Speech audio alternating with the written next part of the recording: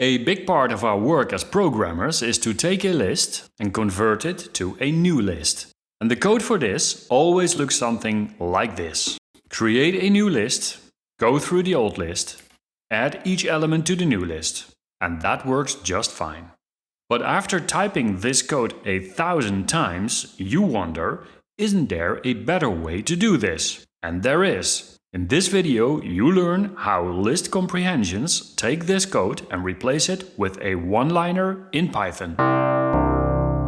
Look at the code again. I'll execute it. The output is a new list where each number is doubled. Now I will replace this code with a list comprehension. I start with the same code, but this time the looping will take place between the square brackets. The first part of a list comprehension is an expression. In the example on the left, that is n times 2. I copy this code to the list comprehension. The second part of the list comprehension is the for loop. This is also copied to the list comprehension. And that's it. You are looking at a list comprehension that takes the numbers list and returns a new list where each number is doubled. I print the list and execute the code.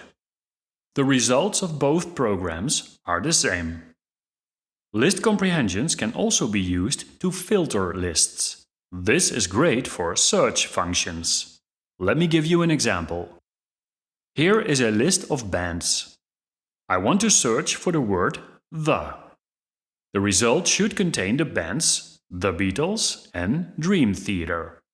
I start with a list comprehension, but this time add an if clause. I print the result and execute the code. The resulting list is a filtered bands list. And that's all for this video. For more Python tutorials, click one of my other videos. Thanks for watching!